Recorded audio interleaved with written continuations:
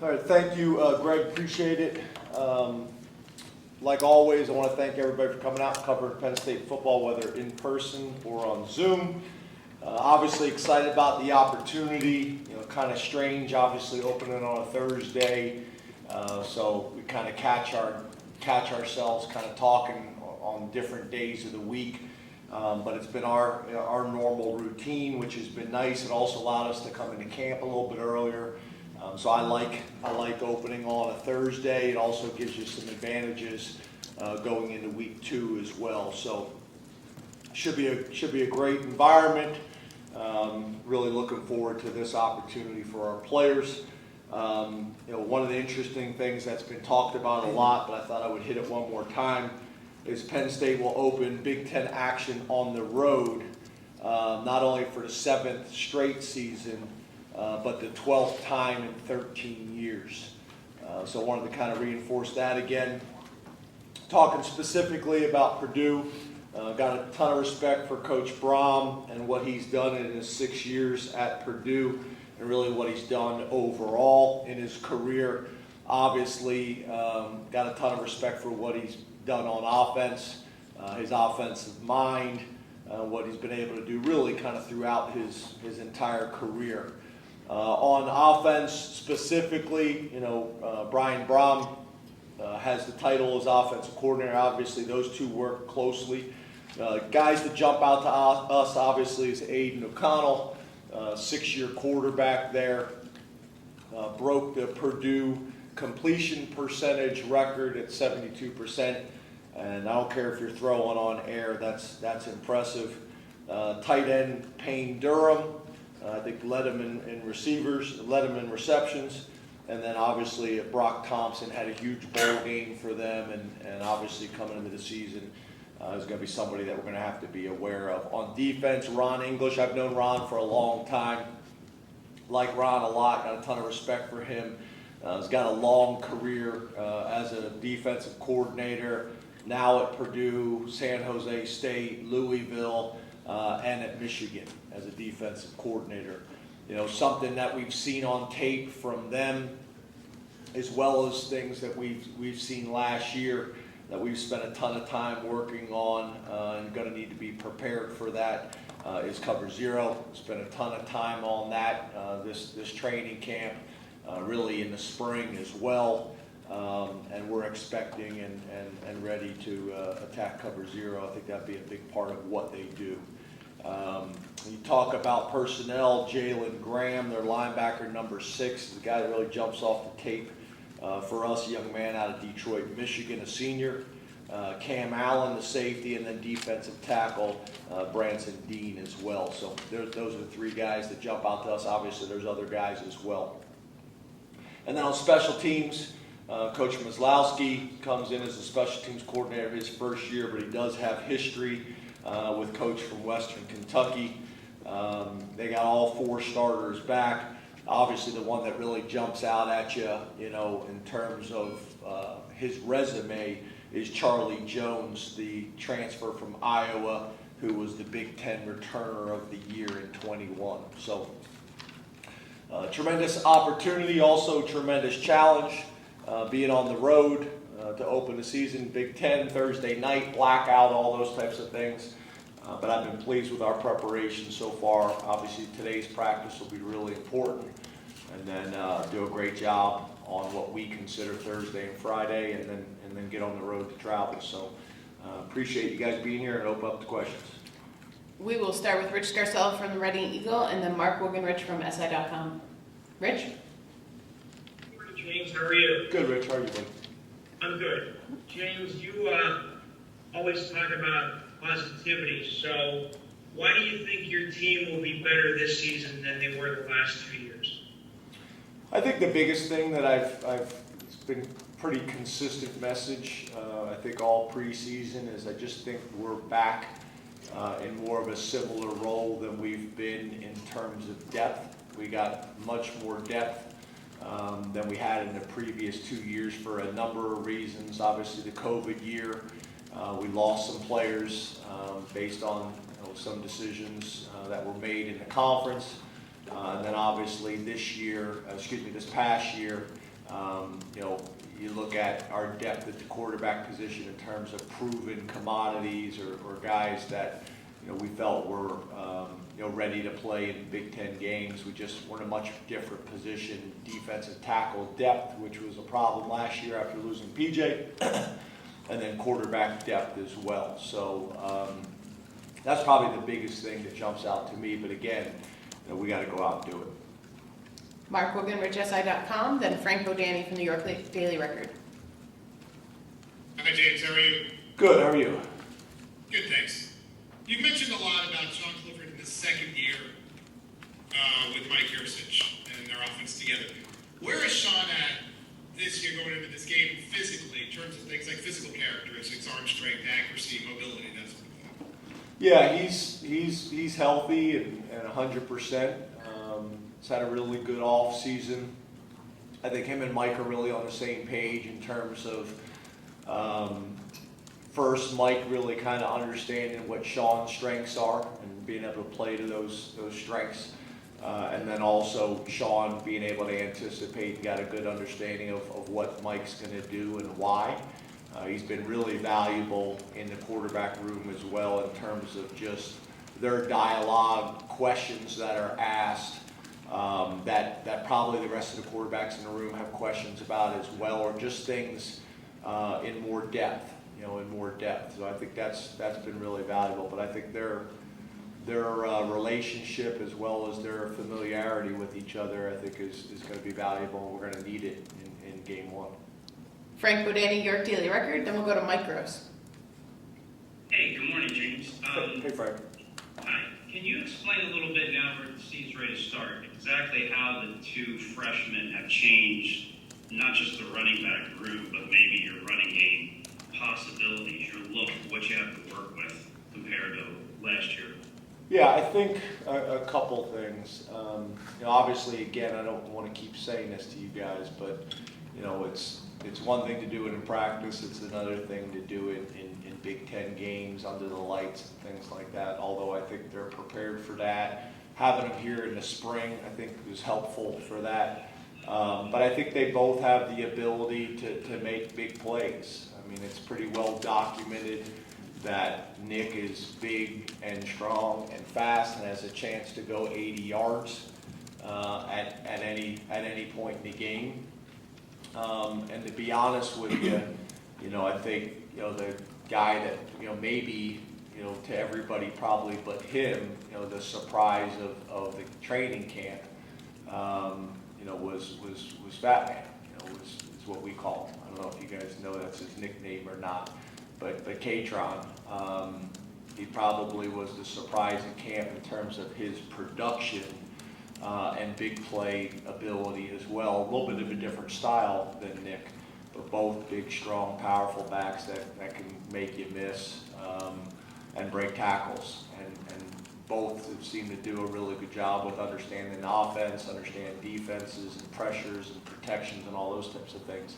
And then Kevon, a year older and more experienced. So, that group, as well as the guy that, people aren't talking about, that we also have a ton of confidence and faith in, is Devin Ford as well, who will also have a significant special teams role too. So, feel good about the group, but I just think we have a chance, this year to create some more explosive plays in the running game, which we were lacking last year. And that starts up front with how we're able to block and communicate and impact the line of scrimmage.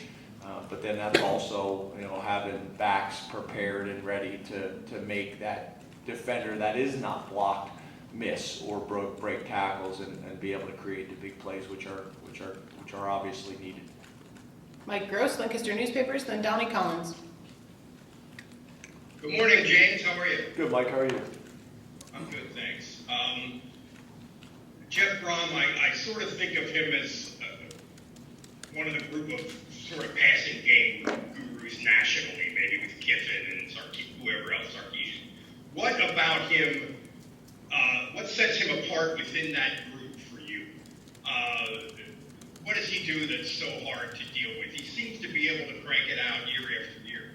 Yeah, I think the biggest thing is being able to push the ball down the field. They do a really good job of taking shots. Vertical passing game is going to be a big part of what they do and how they do it. But also obviously having the ability to throw for a high percentage as well, which is what I kind of opened the press conference up with Aiden's statistics.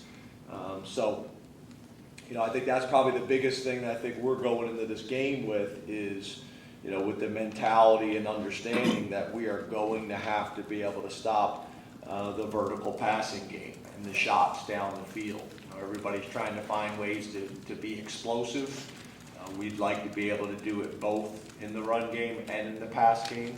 I think they would like to do the same thing as well, but it's obvious, watching him and his programs over the years that typically it comes, in the passing game. Donnie Collins, Scranton Times-Tribune, then Ben Jones.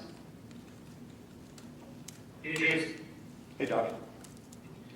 You said when camp opened that you were kind of going to watch the battle with kind of replace Jordan in the kicking game with the punts and kickoffs and things like that. How did that play out for you as the camp went on, and were you satisfied with what developed? Yeah, I think it played out well. I think obviously most of you guys probably saw, with Barney, how that played out, but he's earned that. He's our starting punter and has done a really nice job. I think there's good competition at that position. I do think there's good depth at that position, but Barney will handle our punting. And then kickoff, the competition there is going to continue. So we're gonna rotate every kick between Sander and Gabe. Ben Jones, StateCollege.com, then Corey Geiger. Hey James, how's it going? Good. How are you, Ben? I'm good. Away from your program, Ricky and Brent are coaching against each other on Friday, which I'm sure is sort of a unique opportunity for you. Are you going to be able to sneak down to that at all, follow it? Have you talked to them? And sort of going off of that, are you guys going back to a normal games week schedule, just taking Friday off, or how's that working? Yeah, no, Friday will be a work day for us. So I don't think we're going to get back until about 4 a.m. So our guys will go to afternoon classes, and then Friday will be our normal Sunday. So we're able to get ahead. Saturday will be their off day. Sunday will kind of be a bonus Sunday, which we'll get a little bit further ahead than we normally could on a Sunday. So that'll be on a different type of Sunday, and then from that point on get into a normal work week from that point. But yeah, Friday we'll practice and we'll be working all day. It kind of reminds me of my days. I remember being in the NFL, and you play a Monday night football game and you wouldn't get back till 5 o'clock in the morning. You just literally walk directly into the offices. It'll be similar to that. So the night games obviously cause some challenges. We have school the next day, but we'll treat Friday as a Sunday for us, and then Saturday will be the off day, and then go from there. Corey Geiger, DK Pittsburgh. Oh, and no, because of that, I won't be going to the game. I think a decent number of the wives are going to show support. Kind of a unique experience, obviously. But yeah, I think a lot of the wives and the kids are going. They all kind of grew up together, so pretty cool opportunity to get everybody together. Corey Geiger, DK Pittsburgh Sports, and then John McGonigal. Good morning, James. Can you share anything about the process you went through with your offensive line during the offseason to improve? Was it personnel, scheme, situational? Anything that you went through specifically with the process? Yeah, not really, Corey. I think it's been similar how it's been in the past. Obviously, like I had mentioned, I think there's some things that we were able to do, from an analyst standpoint that we hadn't been able to do in the past. Where now Trout's got somebody to bounce ideas off of, and in the meeting room, kind of go through what we need to do from a skill perspective, from a fundamental perspective. That O-line position can be a lonely position, and to have somebody that's experienced to bounce ideas off, I think has been really valuable, and a lot of times it's really not anything different. It's just to kind of reinforce what you already know. And then I think there's some things that, I've mentioned before. I think there's some things that we can do to help the O-line. One of the big ones is obviously the investment in the running game and the recruitment of the running game. With the 2 freshman backs, obviously, so far have shown us that they may be able to help with that. So you're not one-dimensional, and you can take some pressure off your passing game and your pass protection, and then be able to do as much of those things as you possibly can, whether it's move the pocket, whether it is the screen game, all these different things that we know obviously can help your offensive line out. Besides your normal development fundamentals and technique, but it's been emphasized, and again, I'm going to leave that up to you guys to tell me, which I know you clearly will, how we're playing in that area. Go to John McGonigal at Penn Live, and then we'll open it up to questions here in the room. So raise your hand and we'll get a mic to you. Hey James, how are you? Good. How are you? Good. Hey, in regards to Purdue's tempo and the number of plays that they try to run, how much of a challenge will that be for your defense and defensive line specifically in that 2D? Well, a couple things. That's where the depth is important, right? The other thing, obviously that we've discussed is, having an offense that's able to show all these different things. All the way back to my time at Vanderbilt, that was something that was really important to me, is to be able to have offensive, defensive units that play complementary football. And that's not just on game day. That is being able to line up in sets, whether it's spread 4 wides, whether that is 2 backs. I say 2 backs because I know the fullback mafia will come alive when I say that, but when I say 2 backs, I'm talking about the H-back, 12 personnel that can line up in those types of roles for you. But now your defense, it's not like they're facing an offense all spring and all camp that is really only one-dimensional. And now they're put in a challenging situation if you play a power style offense or a true spread style offense, and they're not getting parts of that. So when it comes to tempo, we do enough of that on offense, and we've had some tempo periods as well that I think have been valuable. Have been valuable from that perspective. So we understand what they'd like to do. Obviously, we've studied a lot. I think one of the things you have to do is be able to watch TV copies as well. Because when you just watch the coaches' copies, those things are all cut up, so it doesn't really give you a good understanding of the flow and the speed. And then there's also some of the analytics, stuff that we use where you can tell you, on average they're snapping the ball, at this amount of time on the clock. So we use all that, but we've also done some good versus good during training camp tempo periods where we're really trying to stress that. So I think we've done what we need to do to be prepared, but we still got to go out and do it on a game one. And I think we all, watched college football, last weekend. A lot of things show up that traditionally show up in early games, right? 12 guys on the field or 10 guys on the field, or pre-snap and post-snap penalties, or ball security. Things that you work really hard to try to make sure that those things don't show up in your early games. Poor tackling, things like that have become challenging in the way college football is built and structured now. Mark? Neil's head was on a swivel there when you mentioned the fullback.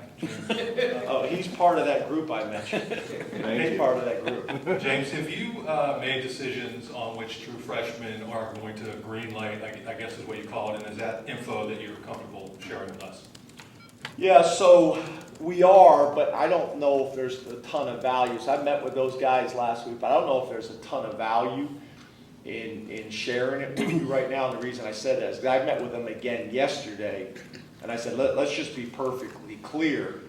just because you've been given the green light, if you're not showing us you're ready against Purdue, you're not playing, or you've been given a yellow last week, but then all of a sudden the lights come on for you and you're doing some really good things and now you're trending towards being a green. And that's really a very fluid, kind of conversation throughout the year. Obviously there gets to a point about mid-season where you kind of got to make some decisions one way or another. Either you're moving ahead and playing guys, or you're going to try to use the 4-game model and saving guys. The challenge is for all these guys that are 18 for the most part, they're not really, built to see the big picture. And they all just want to be able to play so they can say they played as true freshmen. And I get that. But we've also had guys that have done that, and then at the end of the year, they're like, well, if I knew it was going to play out the way it played out, I'd like to have the year back and maybe make a different decision. So I just try to keep talking to these guys, if not every week, at least every other week, kind of see where we're at, and to be able to gauge that, and to be able to monitor that, and be on the same page. But it's fluid. There's some guys that we have tagged as green right now, but I don't know if they're going to see week 1 action. Hey James, how you doing? Good, how are you? I'm good. Brendan took my question, so this is my backup question. I wanted to ask you, now that you've had a whole month of August to look at guys like Chop and Hunter Norzak, who are a little bit of late arrivals, what have you learned about them? And then one more, Smith Gilbert, the last time we saw him, he had a pretty nice game, or at least a nice half, in the Outback Bowl, but your defensive end room looks like it's pretty deep. What have you seen from his offseason? Yeah, so with Chop, we obviously had high expectations of who and what he could be for us. And he's really come in and adjusted well. And I know the coaches fallen in love with him and his teammates have as well. He's just got a good way about him. And he's really brought a lot to our team and specifically for our defense. So he'll play a lot. You'll see him play a lot. Whether it is rotating in or whether it's starting, we'll see how that plays out. But he's going to play a lot of football for us. There's no doubt about that. When it comes to Hunter, probably similar situation. A guy that I would say both of those guys, whether they're starters or not, will play starter reps. Right now we look at Hunter being able to play both guards and center. We probably won't ask him to do all those things in game 1, but he will play. Our plan is to play him starter reps, at both guards. We'd like to be able to do that a little bit more on the offensive line, is be able to get guys, at least a series in the game in the first half and hopefully the second half, for a couple things, to allow those guys to gain experience, but also to give our starters a blow that should hopefully help us in the fourth quarter, and also late in the season keep guys as fresh as we possibly can. So a little bit more of a rotation. I know we haven't done that a lot in the past, but I would also say I don't know if we've been in this position in terms of from the first team to the second team not being as significant of a drop-off. So we'll see how that plays out. And then Smith, there's obviously a lot to be excited about, based on your question about how we ended last season. But we'll just see how that plays out as the season goes on. Sorry. James, how many wide receivers can you trust right now to put out down the field, and how deep do you want that wide receiver rotation to be this season? Yeah, that's a fair question. I'd like to say that we're at 6, but I'm not really necessarily sure on that. Kind of looking at it, we'll see how this week plays out to finalize that, but we'd really like to have a 2 deep, legitimate 2 deep at every position. And I wouldn't necessarily say we're there. I'd say there's probably 5 guys that would feel comfortable putting out there, with maybe the 6th guy being right on the edge, that we need to see something over these first couple of weeks of the season in practice and in games to feel that way. But you'll see, with our starters, most of those guys will be tap guys, not rotational guys. And what I mean by that is they will stay in until they need a blow. And when they tap their helmet, the backup will come in for them, give them a blow for a few plays. We got to be organized with that because sometimes that happens when Mike wants to go tempo.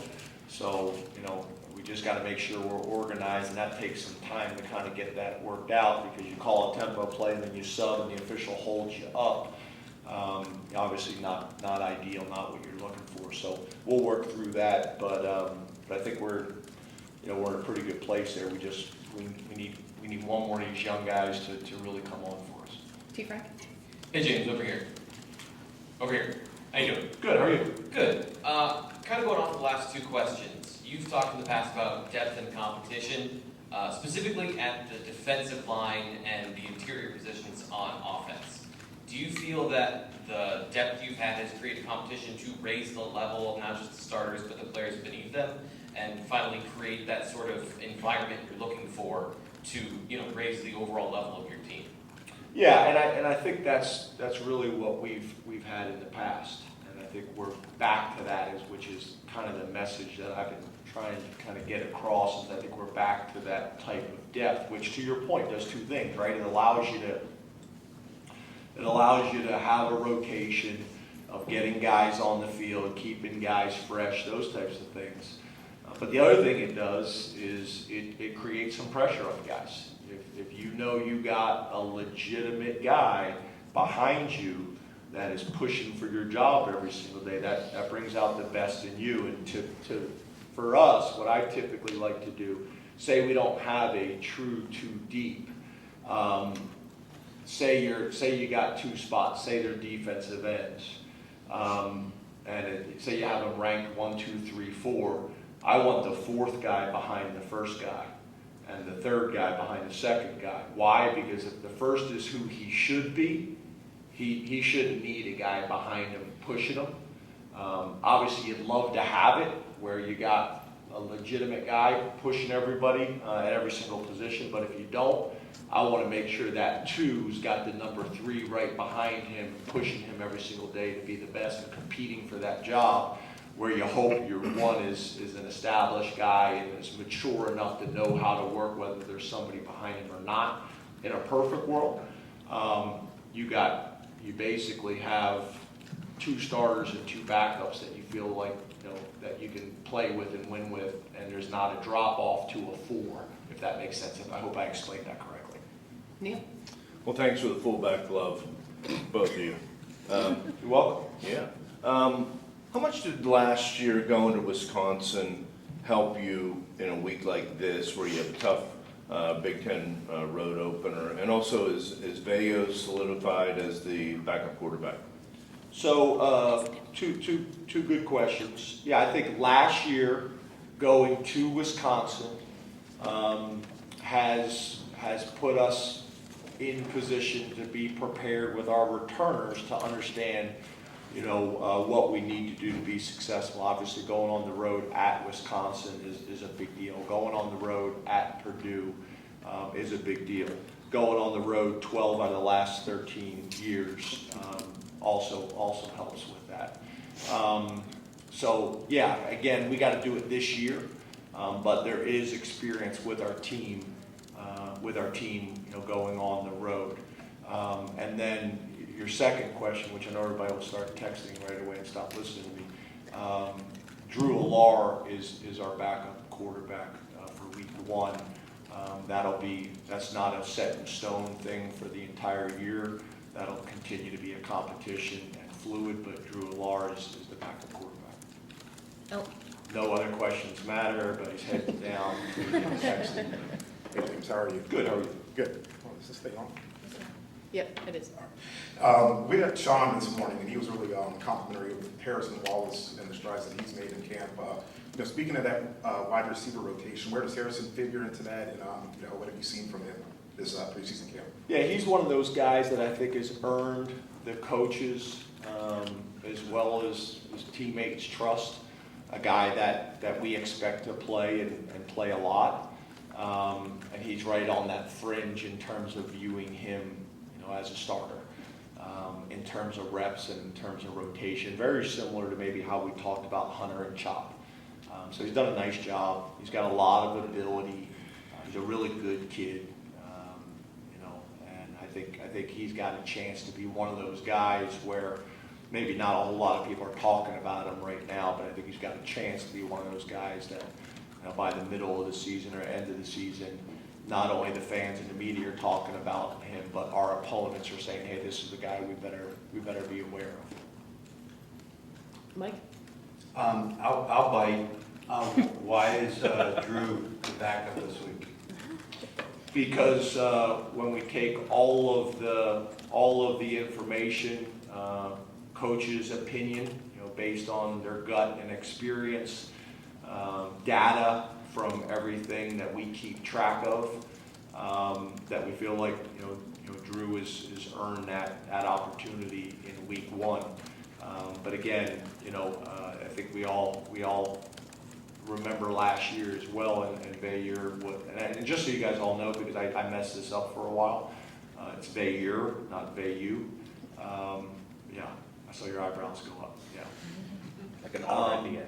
He was the 3rd string quarterback last year and ended up being a 2nd team quarterback and came in and did a great job for us. So, but taking everything into consideration, the coaching staff felt like this was the right decision. Obviously, they're tough conversations to have. We sat down with everybody and did it with each one of the quarterbacks, met with them one-on-one and communicated how and why. Audrey? Sorry. What are the challenges, like you said, with Drew trying to get him up to speed? Because I asked Sean earlier today, how do you try and get those young guys ready? And he said things just as much as, hey, this is Tuesdays we watch this film, Wednesday. What are some of the things that you want to see Drew do this week and that you think he can gain from that role? Yeah, I think, obviously, I think we did a pretty good job, all training camp of getting all 4 of those guys work. We also had a few days where we held Sean for a number of reasons that allowed all of them to get, reps, maybe up a spot than where they were on the depth chart. Because again, it's one thing to do it with the 4s or the 3s or the 2s, and it's another thing to do with the 1s. So that was helpful. But yeah, I think, Sean, where he's at academically, where he's at athletically. I think he told me the other day, I think he's literally, I'm not just saying this, I think he's a TA in one of his classes. I mean, he's 45 years old, experienced, teaching classes, and doing the same thing in the Lash football building with a lot of our players on offense. And I think he embraces that role, and it's been really good. But yeah, Drew needs to learn from Sean, and so does CV, and so does Bo. And it's a really good environment with that whole room, and we've worked hard at that, but we need to continue to do that. Continue to work hard with the chemistry of that room, and those guys continue to prepare and invest the way they need to be prepared when their number gets called. And that's really all of them. That's one of those coach speak things that we all say. I talked to the team about it the other day. You better prepare as if you're the starter. That's easier said than done. Obviously the example that we use all the time is Jan Johnson, who went from a scout team tight end to the starting middle linebacker in just a matter of months. So we just try to use that example as much as we can, because if everybody approaches it that way, then it's going to make them better and it's going to make our team better. Last question to Danielle Gallen. Hey, James, over here. You touched on punter and kickoff specialist earlier, but can you share the competitions at kicker, middle linebacker, and the guard spots? Any decisions made right now? Now, when you say kicker, what are you talking about? Field goals? Field goal, extra point. I know that Sander and Jake have both been competing there. Yeah, so Jake is our field goal kicker. He's earned that throughout camp. He's had a really strong camp. I'm really proud of him. I used him as an example with the team the other day, talking about a guy, in today's day and age, with the transfer portal. Here he is, the guy is a 2-year starter for us, and then ends up, losing his starting role and and doesn't just run to the transfer portal at first sign of adversity, stays and sticks it out. And here he is, one of our leaders on our team, and has had a really good camp. I think he's going to have a big year for us, and I'm really proud of him for a lot of reasons. You asked about guard.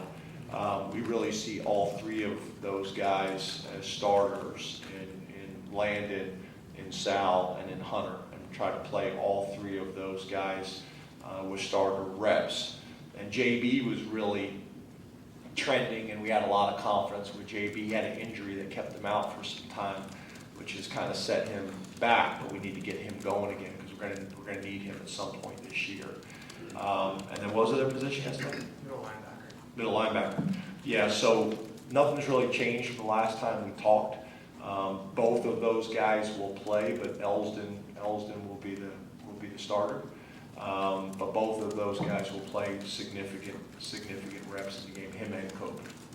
Thank you very much, Coach. All right, Just a thanks. reminder, we have practice availability for B-roll and photos at 4:50 today. All right, thanks, guys. Have a good Thank day. you. Thank you. See you.